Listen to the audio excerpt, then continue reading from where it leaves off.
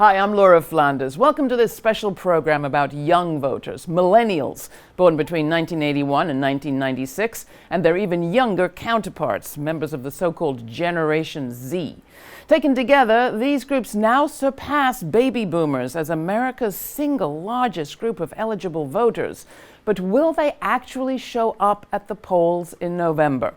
Early indications of energy and enthusiasm signal that they may. Past voting patterns suggest they won't. The point is, youthful voters have the power to decide elections should they choose to use it, and issues of concern to them are already having an impact. In the coming hour, we will show you how a new generation of younger candidates, many women and people of color, and a host of new groups that support them threaten the establishments of both major parties. We'll talk with Vaughn, co-founder and CEO of Flippable, created, as the name suggests, to flip state legislatures from red to blue. Nathan Rubin, founder of Millennial Politics, which showcases candidates who support the progressive values that are important to many young voters. Alexandria Ocasio-Cortez, who's running against Democratic incumbent Joseph Crowley in New York's 14th Congressional District. And Renaldo Pearson, the newly chosen mission director of the grassroots social movement known as Democracy Spring. This joint production of Free Speech TV and the Manhattan Neighborhood Network is coming to you from El Barrio Firehouse Studio in East Harlem, New York.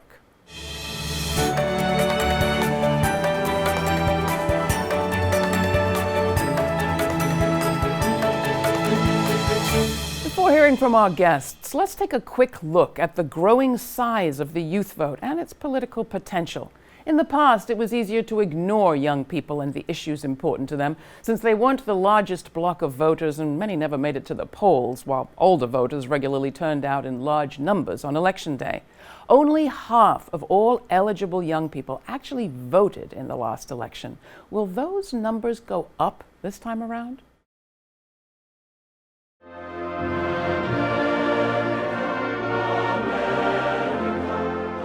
Donald Trump's surprising election victory in 2016 President of the United States met immediate resistance from dismayed citizens, especially women, people of color, immigrants, LGBTQ people, and all who felt marginalized and threatened by the new president's divisive rhetoric. They're bringing drugs, they're bringing crime, they're rapists. Trump's win soon led to the creation of a host of organizations: Flippable, Run for Something, The Arena, and many others, all dedicated to reversing Republican control of government by recruiting and assisting a new cohort of Democratic candidates. I'm Nadia Okamoto, and I'm running for Cambridge City Council. Many are people of color, women and young people who never stood for office before. People like Suraj Patel, running in a New York primary against a more mainstream Democrat, incumbent Carolyn Maloney, in New York's 12th Congressional District. People are marching, people are resisting, students are walking out and protesting about guns. We're tired of sitting on the sidelines and waiting our turn, and it's time for a new generation of people to take leadership. The emphasis on youth is no accident. In the past, it was easier to overlook younger voters as a political force, since they weren't the largest bloc and many never made it to the polls. But millennial and younger people now make up America's largest group of eligible voters, surpassing baby boomers for the first time. Still, questions remain about their impact.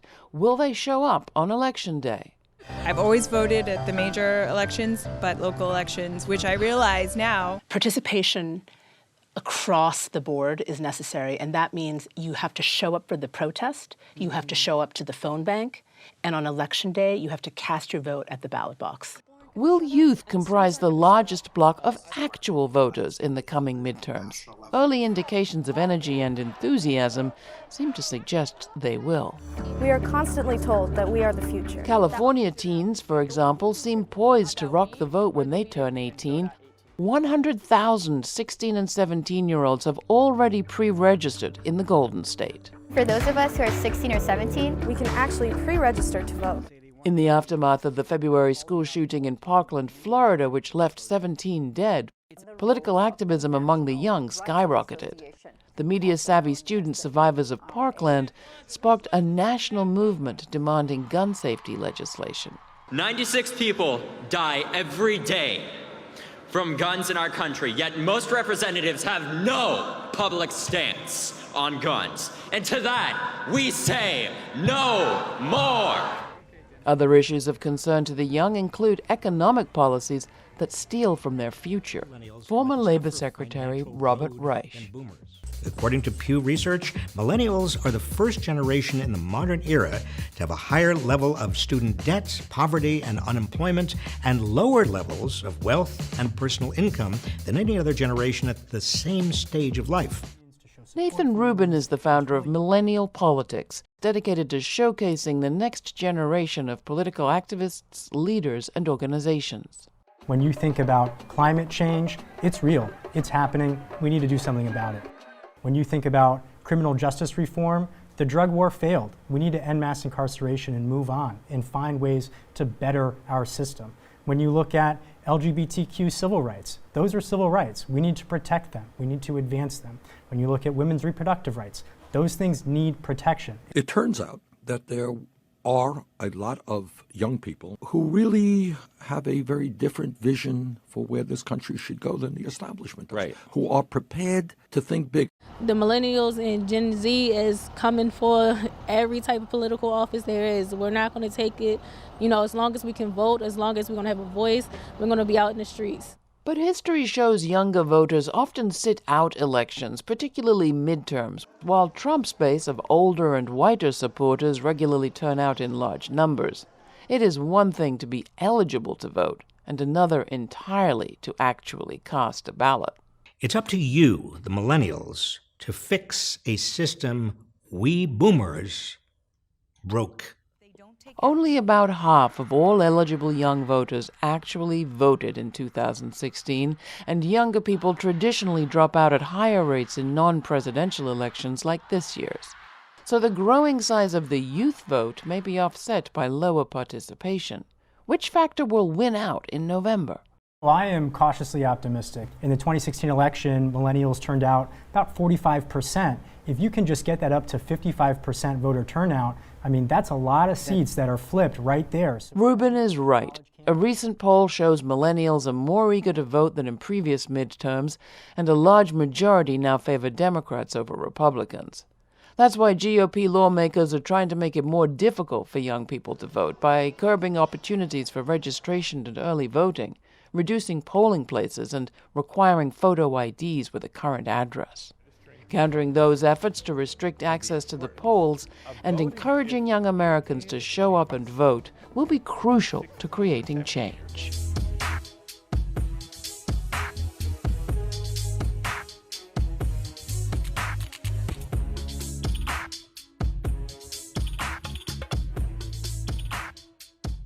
All right, so I'd like to begin with Alexandria Ocasio-Cortez. Alexandria, you are one of those candidates we're talking about on this program. Tell us a little bit about what went in to your decision to run. Yeah, I come from a very unique district. Our district is New York 14. It's half in the Bronx and half in Queens. And we actually haven't had a primary election in New York 14 in 14 years.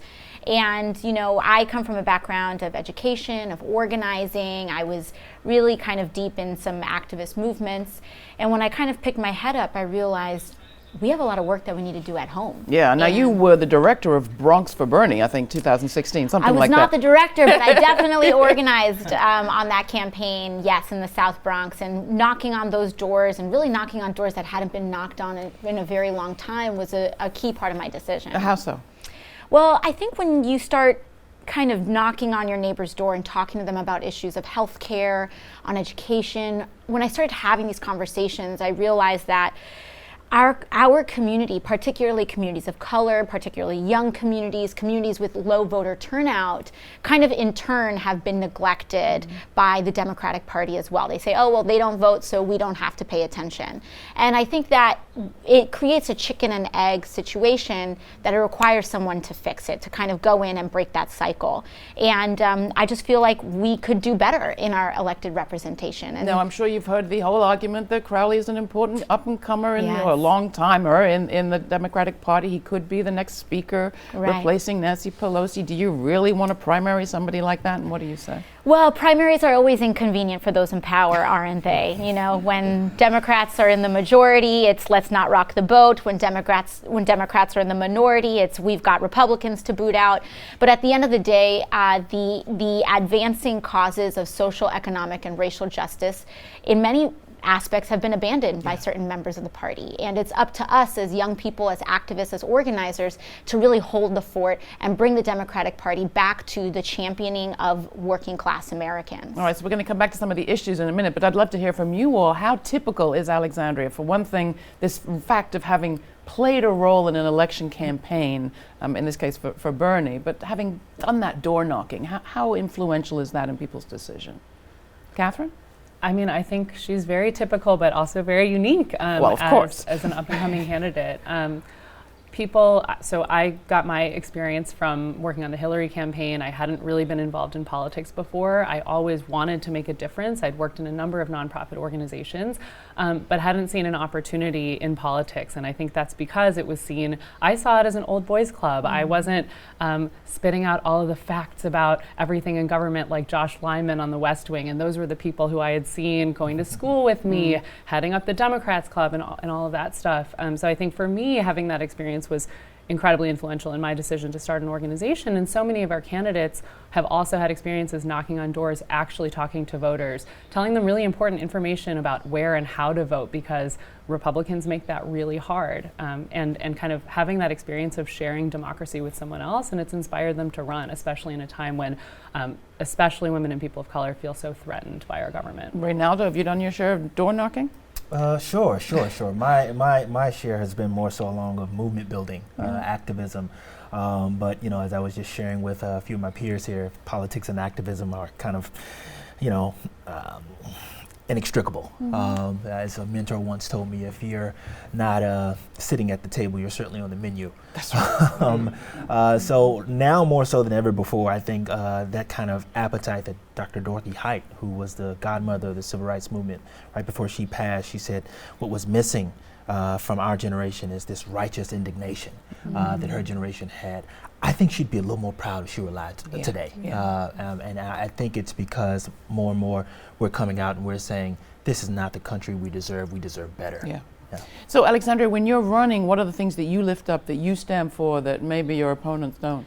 Oh yeah, I mean, one of the things that has kind of distinguished our campaign is that we're unafraid to really push the line in our district, but also nationally. So I was one of the first candidates in the country to come out in favor of the abolishment of ICE, Immigration and Customs Enforcement. I come out in favor of a federal jobs guarantee, improved and expanded Medicare for all, and also the decriminalization of marijuana and reducing our prisons by about 50% in 15 years.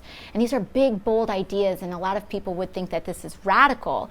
But really what we're finding is that bold, tangible ideas is what galvanizes an electorate, especially a young electorate that is looking at its leadership and saying, what do you got? You know, what does better mean? And when we say this is what we're about, and we can talk about the details, but these are our values, we can advance that line. And I think we can actually have a campaign worth turning out for. How are you looking at this picture, Nathan, in terms of candidates around the country? Are there other people, in addition to Alexandria, that you're particularly excited about?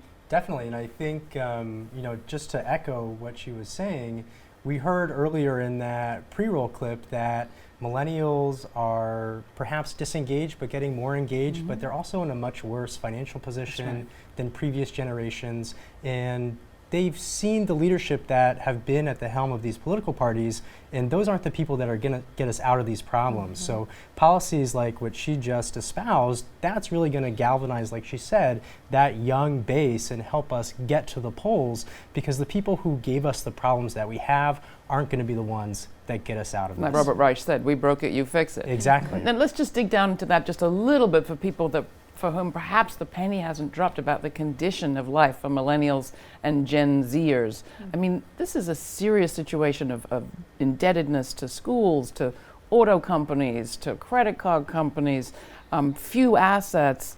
Some people might say, well, that doesn't leave you a whole lot of time to get involved in politics. You're too busy trying to earn a living. Well, I think exactly to your point, we see where folks are overqualified, underpaid, they're in debt. The government and private student loan companies have been using students as profit centers, and the rate of tuition increase has far exceeded the rate of wages increase. So you will get an education worth $100,000, $150,000, and come out and only be able to get a job that pays $40,000 a year or $45,000 a year. When you live in a city like New York, for example, or any other large metropolitan area, the cost of living is just far too high for that salary that you're going to be earning right out of school.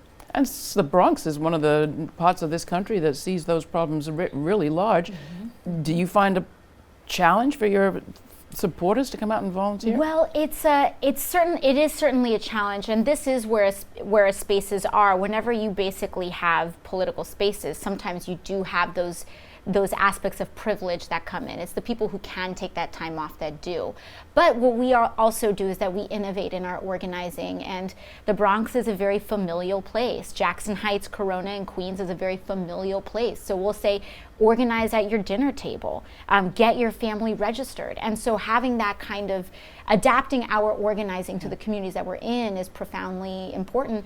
And people will turn out when we advance the line on policies like, for example, our campaign is advancing investigation into federal student loan forgiveness, and having that program really alleviate the burdens of an entire generation and also revitalize our economy overall. And to what extent does the age of the candidate matter? Are you seeing also older candidates adjust their set of promises, their agenda, their plans?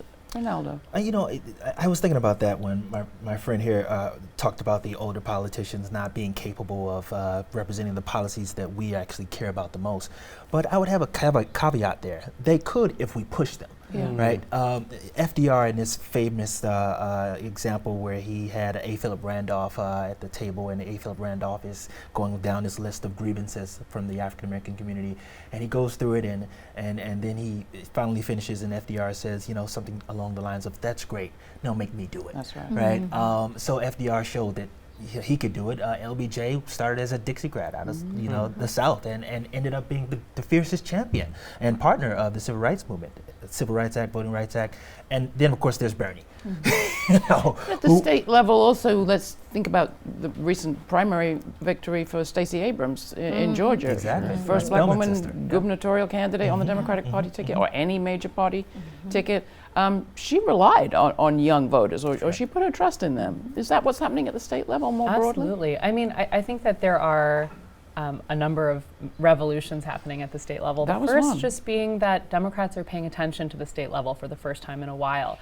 We lost over 1,000 seats during Obama's presidency at the state and local level. And it meant that we lost control and majority control of chambers and states across the country. Republicans in power used their majorities to roll back voting rights, to gerrymander districts, to basically entrench their control. And we've woken up to that. And I think that there are a lot of people who are coming up challenging not only the anti-democratic practices of the GOP majorities in these states, but also so many other policies that I think Democrats have traditionally felt like they needed to toe the line on or be really moderate on. And I think that they're coming forward with a perspective and a view and passion. And we're, when I was thinking about volunteers, some of whom don't have the privilege to spend hours and hours outside, we're knocking on doors. I do think that a passionate candidate will get people to take those extra hours, someone who's already working 2 jobs and who's paying off student debt, to convince their neighbors and their friends to vote. I mean, we're going to keep moving forward, but I have to ask you to go back for 2 seconds. How do you explain the sort of lack of attention to the states for these many years under the Obama administration, which was preceded by a similar phenomenon during the Clinton administration, to be clear? Yeah, I think there are a lot of explanations. One of them is that Citizens United allowed a lot of dark money to be poured into state races, particularly on the Republican side. And the Republican Party is the party of the wealthy, and they don't depend on a broad grassroots campaign. And so I do think that there were a lot of nefarious tactics that Republicans practiced that kind of let them sneakily take control of states. I also think that Democrats tend to think about reform in terms of broad national civil rights movements that have been, our major accomplishments over the past half century. So, I don't want to pass marriage equality in one state. I want to pass it in every state. And so I think that we've tended to kind of shy away from state politics because perhaps we think that so much more legislation should be federal. We're seeing that states actually do have the power to pass more progressive policies when we are able to gain majorities in them. And so we're seeing the positive potential of states as well right now as we try to kind of fight back and claw ourselves back from the situation that we're in. Yeah, states' rights have had a very negative connotation, of course, with fights over civil rights law, but it does seem like people are looking at local power and making a difference at the local level, even in the municipal level. Renaldo, want to add anything to that? Sure. I mean, I would piggyback on that by saying that it's actually the states that, for instance, right now we have less voting rights than we did 50 years ago when the Voting Rights Act was passed. And that's because last year alone, 99 bills were passed in states to suppress the right of votes. So you're absolutely right that in terms of thinking of change, we've got to think locally and think globally, but act locally.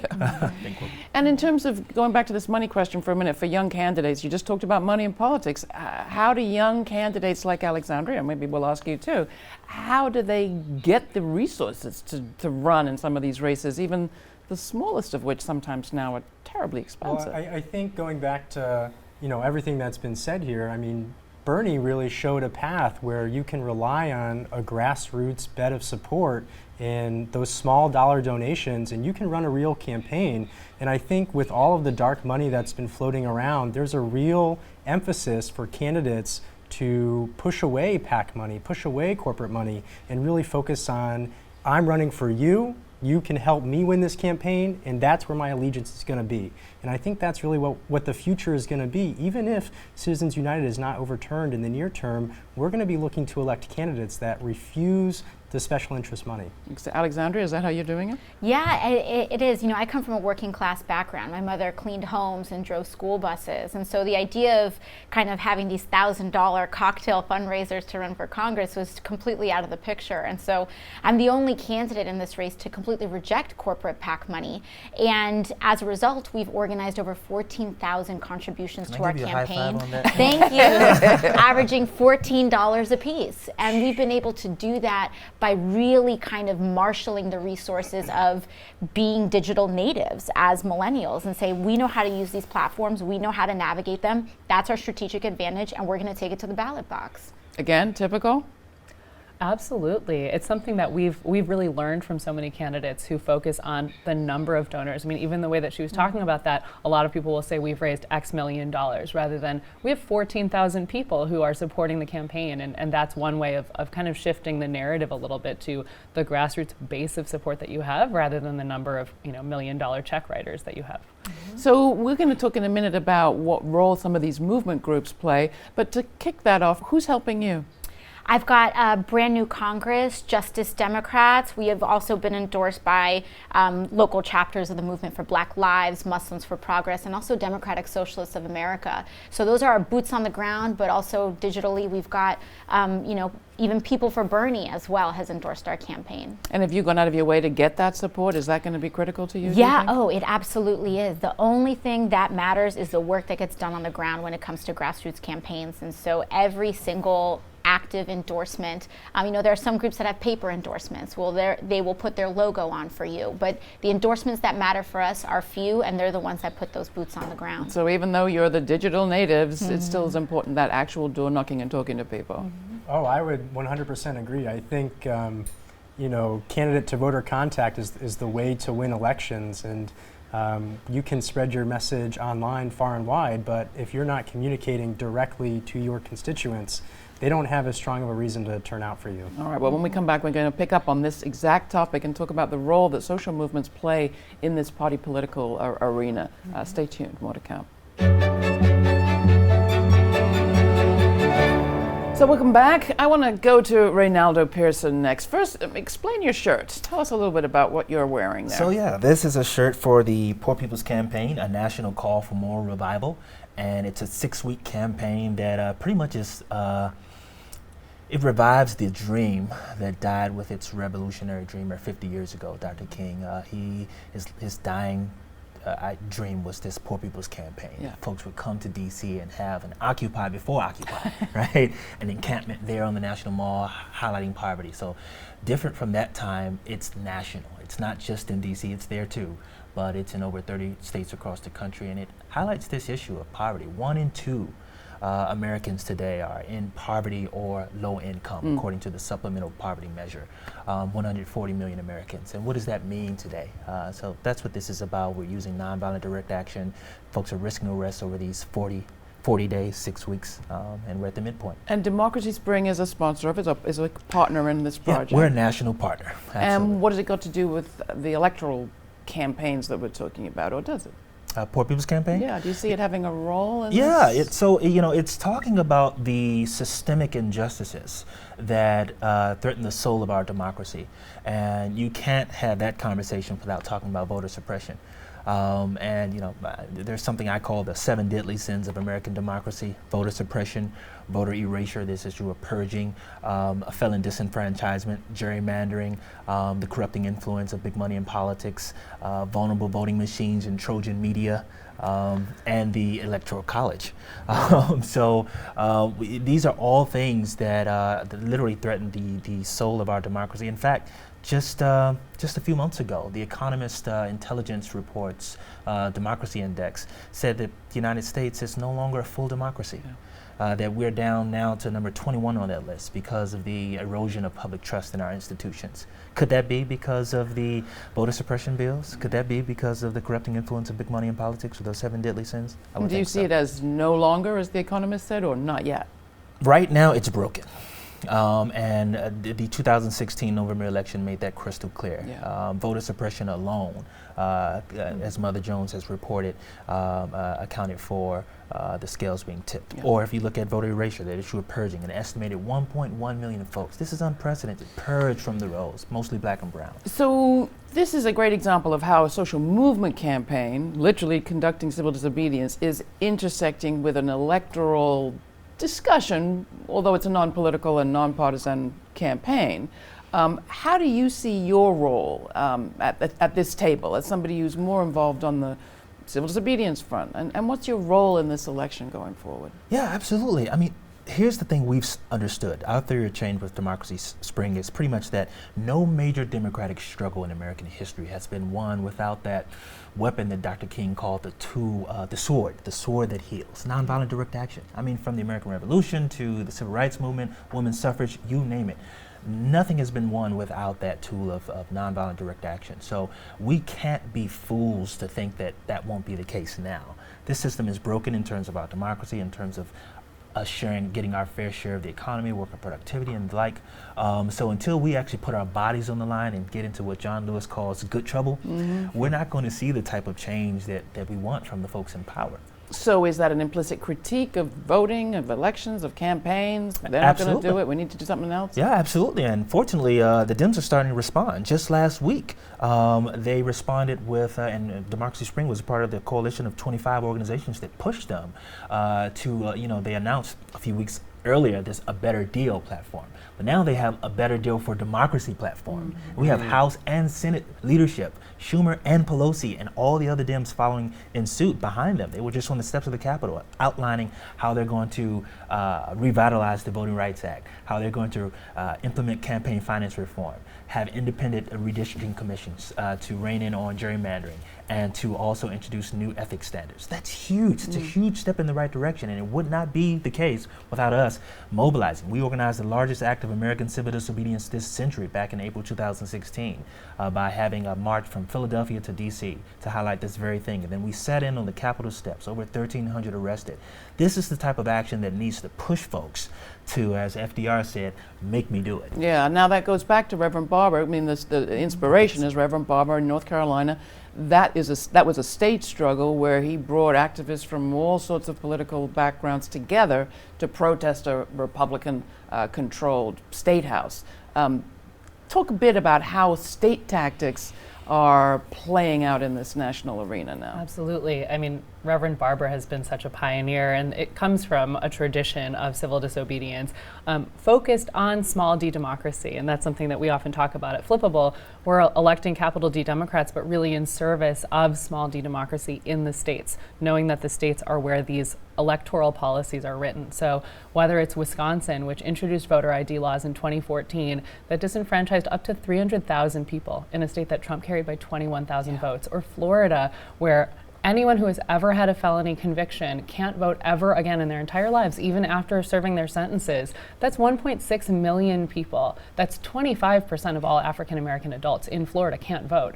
And Trump carried that state by 100,000 votes. So we're talking major electoral outcomes are being decided by states that themselves decide who can vote and can't vote, when and how people can vote. Whether they're purged from the voter rolls. These are huge issues, and I love the fact that so many groups are coming together and making electoral and democracy issues truly the civil rights issues that they are. So let's talk about the role of these groups. We've mentioned a lot of them: Flippable, Democracy Spring, Millennial Politics. What are you doing concretely, Nathan, in terms of working with candidates like Alexandria or working with voters to change this picture? Sure. Well, I think going back to what Renaldo said here, one of the 7 deadly sins of democracy was the idea of, I think you said Trojan media. That's right. Was the phrase that you used. And we exist in an age of digital media, and I think it's really hard for a lot of candidates to get their message out. We have a progressive media platform, a growing national audience, and something that we like to do is invite candidates onto our podcast, our live stream. We write editorial pieces, we boost their social media just by retweeting them and sharing their messages because they align with our values. And what that does is allow them to get exposure that they otherwise may not have gotten, and gives them a national audience that can help to raise their profile on that broader scale. And I think that's really important, just because when you talk about a better deal for democracy, when the president is drowning out all of the news because he is just a vacuum that really sucks it up, it's really hard for Democrats to get their message out and say, we are interested in doing things not because it's going to benefit us directly, but because it's going to benefit American democracy. Yeah. And that's really important. And one last point that I would like to make here is that we approach it often from a right and a left kind of mentality, but in reality, there is that small d democratic reform that we all want. And as soon as you get to the right and the Republican, they're really borderline autocratic, authoritarian, fascistic. When they purge someone from the voter rolls, when they gerrymander to the point where you could win 60, 70% of the vote and not have even equal representation, that is not right. That is not American democracy. And you talked about Trojan media, monopoly media. It's part of the problem. Often you turn on the TV channels and you wouldn't want to be part of that political fight that you see playing out there on some of those cable stations. Who helped you? How do you get the word out? Yeah, well, I think... Thank you for that. I mean, I think, what the 4 of us kind of represent overall is we have young people who are making our own media, we're commanding our own civic institutions, we're leading our own social movements, and we're running for office. And so when I think about who helped me at the beginning, it was other young people. Millennial Politics was one of the first media outlets to really highlight our campaign. Justice Democrats and Brand New Congress were the first civically based organizations that said, okay, we're going to give this girl who's campaigning out of her grocery bag a shot. And frankly, the DCCC would never dream of doing that. And so, and moreover, when we defined the platform, especially me coming from a background of activism, it's my belief, especially when you reject corporate money, that social movements are the North Star of our legislation. And I think that we really just got to do it ourselves. And when I think about who helped me, it was really how we all worked together to kind of translate what is happening in our politics to the 2018 midterm elections. Now, we often talk about sort of youth failure to participate. It often looks to me like kind of amazing that young people manage to participate at all, given the challenges put in front of them. As we're seeing a new generation enter politics, the one we're talking about right now, not just age-wise, but demographically, one of the most diverse generations we've ever seen, I think the most diverse. Yeah. What needs to change about how we prepare candidates, train them, brief them, back them, communicate about them? What have you got to tell us about how to do things differently? Well, just piggybacking off of your comment about fundraisers, I think the idea that you need to host these fancy dinners to get people to donate thousands of dollars, that is so anti-democratic to me. And having attended a few of them, it's so uncomfortable as someone who hasn't come from that world. And so one of the things that my organization, among many others, is trying to do is develop a grassroots base of supporters and fund these candidates with grassroots dollars so that they can actually do the work of talking to voters. And I think obviously there are a lot of reasons why our system works the way it does, including Citizens United, and that may not change in the near term. But I do think that our party needs to do a better job of grooming people to speak to voters and listen to voters rather than simply always fundraising and dialing for dollars. And making a different approach, gender-wise, race-wise, making sure immigrants get to participate. How would you say things need to change? This is why I fight so hard for campaign finance reform, because, for instance, small dollar matching is important. Right here in New York, Letitia James is an African-American woman. She's the public advocate. She has personally said at a conference I was just at, I also spoke at the Unrig the System Summit in February in New Orleans, that she would not be where she is without public financing systems to get her there. So when you do this type of legislation, it is revolutionary. Money, I'm hearing. What about other things? I mean, when we train people to be candidates, we're basing our models on all those white guys who are now candidates, who we've seen for generations. What would you change if you were bringing up the next group? I think we have to change the whole culture of politics. It is elitist, and it is concentrated in the people who have traditionally held power, which generally falls along gender, wealth, and racial lines. And in an America that is diversifying, I think we need to just really kind of bust our political culture open. We need to stop being so concerned about whether our T's are crossed and our I's are dotted. And I think we need to actually stand up for something. And that requires a rhetoric that is different. I think as a reflection of that money in politics, our politics itself, our political culture is very corporate. And so we can't say things that other people would say. And I think that, in terms of our political culture, I think that political candidates would do well to kind of not just use the language, but actually come from the world of activism and social movements, and to say, hey, we need to call a spade a spade. It took so long before a politician actually said Black Lives Matter. It took so long. It was treated as this political dynamite, and it should just be a basic element of fact. And it took so long for people to say things like abortion rights, or some of these things are seen as just political dynamite, but because we haven't talked about them, we have disenfranchised all of those people for which those movements matter. And so I think that in terms of our political culture, we got to be bold, we need to be courageous, we have to be unafraid, like the same people putting their lives on the line on the front lines of activist movements and abroad. Are women running different in this Me Too moment, Nathan? You thought I was going to go to Well, I think Alexandria perhaps would be better suited to answer the question. But I would say that what we are seeing is that it certainly seems to be the year of the woman. I saw a fascinating statistic, I think it was in Axios, one of their daily newsletters, about how since the founding of the Senate, there have been over 1,900 male senators, and in that same time, there have only been 52 female senators. And that just absolutely blew my mind. And I think when I look at the folks that are running, perhaps for a variety of reasons, they were reluctant to get into the political space, but perhaps one of the silver linings of the Trump administration is that he has really sparked something amongst the electorate and amongst women in particular, that they said, I need to get into the political arena and I need to make my voice heard.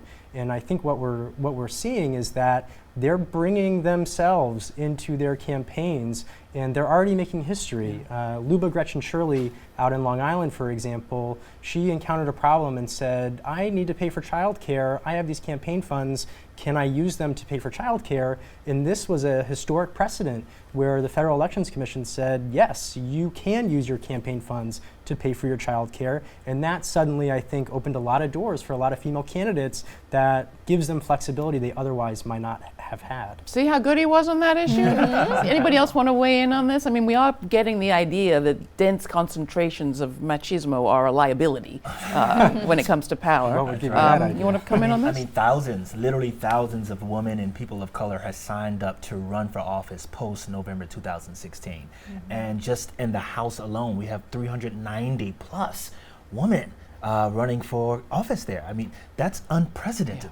You know, so that's a good sign. All right, Alexandria, back to you on this. Yeah, well, I think that in terms of women running, I think that we're getting more comfortable running as we are, as Nathan mentioned. I think for a very long time we saw just our culture, but especially how brutal our political culture was to women. You know, I think we saw how Hillary Clinton was really raked over the coals in 2016, regardless of how you feel about our politics. And I think that prevented a lot of women from running. But, you know, when I saw Trump was elected, I said, well, literally anybody can become president now, so I can run too. All right. Well, thank you all. We'll be back in a moment to look at some next generation candidates you should know more about and some actions that you can take to support them. What is the best path forward for progressives as we approach the crucial midterm elections? I'm Laura Flanders, and you're watching a joint production of Free Speech TV and the Manhattan Neighborhood Network. Stay tuned. Welcome back. I want to come back to you, Nathan, and talk about some of the things we talked about at the very beginning of this show, which is the condition of life for people in this millennial and Gen Z generation. What are the issues, given the condition that they're in, what are the issues that are particularly turning them out to vote now? Well, I think it's a number of issues. I think first and foremost, we have to recognize that inequality has been worsening for decades. We've seen productivity increase, we've seen corporate profits reach record highs, and wages are stagnant. And when you think about millennials in particular, we came of age during an endless war in the Middle East, during the worst financial crisis in generations, and millennials are rightfully skeptical of institutions. With that said, we need political leaders with courage to say, I recognize your situation, I'm going to address income inequality, look to raise the minimum wage, look to address the student loan crisis, and really meet millennials where they are and address issues that are important to them. And those are just two of the ones related to their financial situation, but there are a whole host of others, I think, that are more social in nature that are really important to them. And yet, Catherine, politicians have reason to say, okay, well, we hear that every election, and every election young voters don't turn out, so I'm not going to go off track with my older voters to cater to younger ones who aren't going to show on the day. You know, I think that we maybe have too pessimistic a view of voters in general. You know, Medicaid expansion was a huge issue for Virginia voters last year. And as of today's taping, it looks like Medicaid expansion is going to pass in Virginia. So many of the voters that some of our candidates talked to last year were covered by employer plans or by other plans, but they wanted everyone in Virginia to have an opportunity for health care. And I think that there are members of the older generation as well who see the predicament that their children and grandchildren are in. And, you know, I don't think that they're going to necessarily vote against our interests simply because a Democrat running is, you know, standing up for millennials for the first time, really. So I do think that the general national mindset is shifting around the situation that young people are in, and also us being the future voters. And you know, if we don't vote this time, we're voting next time, and things are changing.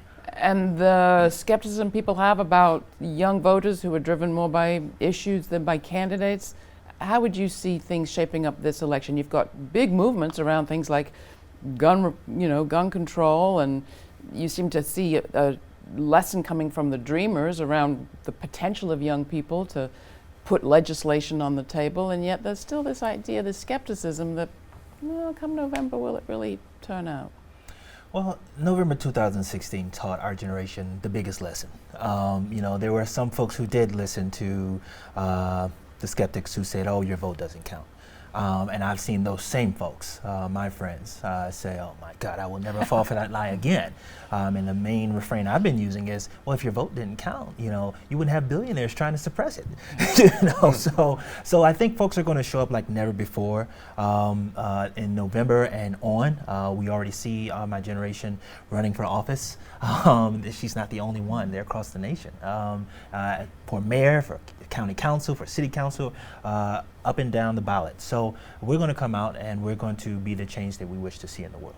Who are some of the candidates people should know about? Did you want to add anything to that, Nathan? I did want to jump in there, and I think people have a memory of the 2016 election, but we have had elections after that election, and we've seen in Virginia, we saw a record number of young people voting. We saw with the Doug Jones race in Alabama, again, a record number of young people turning out. We are mobilizing, March for Our Lives, you referenced. These are demonstrations that are reminiscent of some of the larger social movements we've had in our history. I've said it before, I'm cautiously optimistic that young people are going to turn out in November. Is it possible that the fact that it's a midterm and actually the candidates are closer to home, more local candidates than this big national presidential race that depends so much on a candidate that might appeal to you, that could make a difference with turnout? I think people are seeing people like them running for office for the first time. I think that a lot of millennials maybe were less inclined to vote in midterms before when they couldn't relate to anyone running. And where it seemed like such a dry and inaccessible part of politics. There are so many organizations now doing the work to make this easy to understand, to make these issues really relevant, to connect people digitally and in person with the candidates who are running to represent them. So I think that makes a huge difference. And if I may, something hasn't been said. We're at a tipping point, really, in terms of the crisis that this nation and this world faces, in terms of climate change, in terms of nuclear proliferation, in terms of the climate change piece. We have scientists saying that we've got to act now, to reverse the tide of climate change and how it's going to affect us this century, right? And then in terms of nuclear proliferation, we've seen atomic scientists update that doomsday clock to the closest to midnight than it's been since the height of the Cold War. That's so. Right. I think about what Dr. King said before he passed. He said, either we will learn to live together as brothers or perish together as fools. I think that's more prescient today than ever before. And our generation gets it. We're like, look, we're not going to fall for this age-old trick of divide and conquer politics anymore.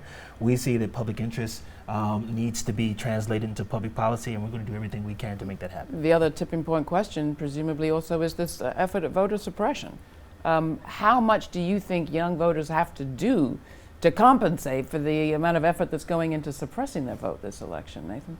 I think we have to do a lot, and I think we have to recognize that voter suppression extends beyond just the purging of the voter rolls and beyond gerrymandering to having election day during the week and not having automatic voter registration. David Hogg from March for Our Lives recently tweeted, the government sent him a draft card on his 18th birthday. Why can't they register me to vote on my 18th birthday? These are easy, small d democratic reforms that we could do to encourage participation in our democracy. And I think the first step is turning out in November to elect folks like Alexandria who will be able to implement those small d democratic reforms and make it easier to participate in our democracy. What about people that, we're going to get to what people can do who are of the age to vote in November, but first, what about people who are not yet of the age? Because that package at the beginning talked about the California pre-registration campaign that's getting 16-year-olds registered in advance. What can people do that maybe aren't going to be able to vote this November? Catherine?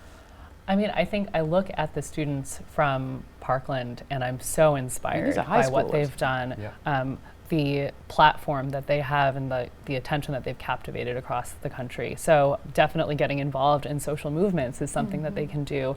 When I was canvassing in Virginia for Elizabeth Guzman, who became a delegate in Virginia's House of Delegates, there was a 16-year-old volunteer who was there signing me in and making sure I was fed with pizza and then going and knocking on doors herself. So she was actively participating in democracy. And then of course there are efforts to pre-register 16-year-olds so that they're ready to vote when they're 18. And I think that really lobbying and rallying for those small d democratic reforms are what teenagers can do. And in terms of candidates, are there a handful that you want to name so that people can start hearing those names if they have such a challenge getting the word out? So, Catherine. So my organization's focused on state legislatures, and there are 7,000 state legislative seats, 6,000 well, maybe don't of list which. all of them. How much time do we have? So we have 100 candidates that we're supporting. Just to name a few, we're focused on Texas and Pennsylvania right now because they've had primaries already, but we'll be rolling out more, and you can check them out on our website. There's Maria Collette in Pennsylvania, who was both an attorney and then switched her career to be a nurse, and has represented children in need of legal representation and served patients, and she wants universal health care.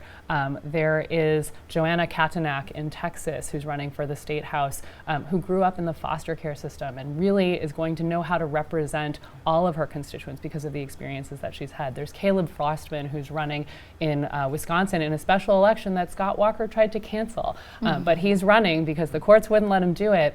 And he is running as a white man on a platform of extending civil rights and uplifting people of color and ending voter suppression. So there are these amazing candidates that I would definitely suggest checking out. Alexandria, those people you want to mention? Yeah. I'm proud to be part of a national coalition of congressional candidates. There are over 55 of us nationwide in 2018 that are rejecting all corporate PAC money. And so as a result, some of these candidates are utterly transformational. You have Chardo Richardson out in Florida, who's a veteran and an ACLU lawyer. You have Amy Villela, who's a working mother who actually tragically lost her daughter due to private health insurer loopholes. And so she's running for Congress to change that. You've got Cori Bush, who was a pastor, a nurse, and she was part of the movement for Black Lives in Ferguson, and now she's running to take that congressional seat and make sure we have criminal justice reform on a federal level. And that is what we can accomplish when we are tightly tied to social movements, reject corporate money, and run like we've never run before. Now, how do you know when a candidate is rejecting corporate money? Well, they can either take a pledge. There are organizations that kind of certify it, like Justice Democrats and Brand New Congress. And you can also, journalists can do the work of looking into their FECs, but if a candidate isn't taking corporate money, they usually are pretty proud to advertise. It's kind of a tag, corporate free, right? Something like that. Yeah, it absolutely is. Anybody you want to mention, Renaldo, while we're in the mentioning I would refrain phase? from mentioning people and actually refer to that call you asked about young people and how they can sign up if they're not voting yet. I could say sign up with Democracy Spring and other organizations that have boots on the ground, because I'm sure there's a pro-democracy reform that you can help to advance in your city or state. It's a whole list of things that counter those 7 deadly sins or redeem the nation of those 7 deadly sins that I outlined. So that could be automatic voter registration, which is over 12 states now, New Jersey being the last one. So these pro-democracy reforms are winning. It could be vote by mail, which is now more popular because of how it boosts voter turnout and more secure than the systems that we have right now.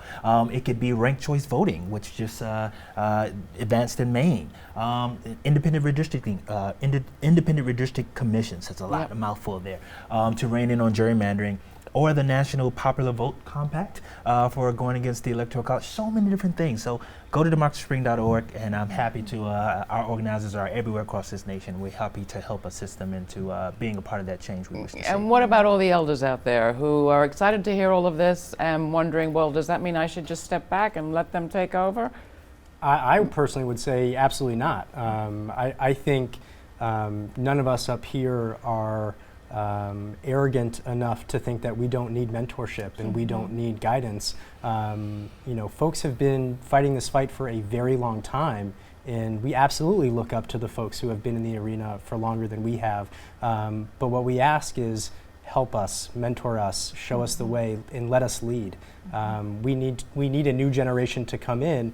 And to go back to your question about some candidates, I would just mention Gina Ortiz-Jones down in Texas, endorsed by Emily's List. She's a veteran, first-generation Filipino-American. I would also mention Lauren Underwood in Illinois, first-time candidate, worked in the Obama administration. And then, of course, Beto O'Rourke, trying to take Ted Cruz's seat. At Millennial Politics, we're focused on federal-level races because we think the best way to put a check on the Trump administration is to flip either the House and the Senate, or the Senate, and install as many Democratic governors as possible. So check out those candidates, take a look at their races, and of course, if you know a millennial, make sure that they are registered to vote and explain to them how they can get involved. And we haven't talked much about third-party campaigns, but presumably candidates running on the Green Party or one of the other third-party platforms would also be represented at Millennial Politics if they're in that age group? So right now we do not feature third-party candidates. We're really focused on building up the Democratic Party. We believe that, like it or not, we are operating in a two-party system, and to bring the change that we need to work both inside the Democratic Party and outside the Democratic Party, because our biggest concern is having a Trump administration go unchecked. Anybody want to comment on that? Yes, what he just said is a fact, unfortunately, and that's why one of the things I list is as a countermeasure to those 7 deadly sins is ranked choice voting. When you have a ranked choice voting system, then third, you won't have to worry about a spoiled candidate or a spoiler. Ranked choice candidates or ranked choice voting actually allows for third parties without you worrying about that duopoly. Yeah, and if I could kind of pop in here as well, I do think that while we are, perhaps some ways away from third parties on a federal level, perhaps sooner than we even think we may be, I do think that building power on local city council levels is a really viable way for third parties. Some states are much easier, said than done. Tish James actually won her city council seat as a working families candidate. That's right. And that requires, I think, as young people, for us to think a little bit outside the box. I was really proud. I'm running as a Democrat. I'm proud to run as a Democrat in this cycle. But last year I was also proud to endorse Jabari Brisport, who ran here on New York City Council, and he was a Green Party candidate and a Socialist Party candidate as well. But he was fighting back kind of against the scourge of luxury real estate overdevelopment in New York City that is really pinching working families. And I think there are some levels where we need to realize that our issues are not left and right, or they're not partisan, but they are up and down. And when someone on another ballot line, whether it's working families, Green Party, Socialists, so on, is standing for the right things, we need to be willing to endorse and collaborate on those issues. And kind of also speaking to the point on elders as well, the average age of a House Democrat is at its highest point in American history. Average age is 65 years old as a House Democrat. You have to be 25 years old to run for Congress. And so, I think where we benefit from is the diversity of age represented in our government, because when it's just older Americans that are represented, how are we going to really prepare for things like automation in our economy, tuition-free public college, a student loan crisis, and forward-thinking kind of issues as well? Final question. Once the election is over and all of your candidates have won and it's a brand new day, how do you keep them accountable? Renaldo? Well, the same thing we did in April 2016 when we organized the largest act of American civil disobedience this century. March from Philadelphia to D.C. We need to do the same thing, have folks there on the steps of the Capitol, sitting in if necessary, pretty much holding these politicians accountable. You say a better deal for democracy is what you're promising? All right. Do it. Okay. Yeah, so state politics have lived in obscurity for so long. State House reporters are declining by 35%. We are reporting on what's going on in these state houses, not just what happens from Labor Day to Election Day, but what happens from Election Day to Labor Day after that, with Medicaid expansion passing or with automatic voter registration passing in Washington, to exciting things, but also all of the assaults on small d democracy, when governors cancel special elections, when legislatures try to throw out judges who don't rule in their favor. This is all happening at the state level, and we're trying to be a home for that. Final word from you, Nathan. Well, I think getting involved in campaigns early is a really good way to build rapport with those politicians that are ultimately elected. When you are there throughout the campaign helping them get elected, when it comes time for your issue and you know that they are going to take a stand one way or another, you have their ear and you have that respect that I was there for you in the beginning and now this issue is important to me. Don't do me wrong, I am your constituent. I've knocked doors for you, now I can knock on your door. Exactly. All right. Well, we are just about out of time, so please join me in thanking our guests on this joint production of Free Speech TV and the Manhattan Neighborhood Network. I want to thank Catherine Vaughn for your efforts to flip the script and turn red states blue, Renaldo Pearson for helping to build a 50-state nonviolent army of volunteer leaders, Alexandria Ocasio-Cortez for having the courage to stand to run as part of a new generation, and Nathan Rubin for consistently highlighting the need to address the concerns of young voters who are now, in case you didn't get this, the single largest voting bloc in America. From the Manhattan Neighborhood Network studios at El Barrio Firehouse in East Harlem, New York, I'm Laura Flanders. Thanks for watching this edition of our series, Elections 2018, The Progressive Path Forward.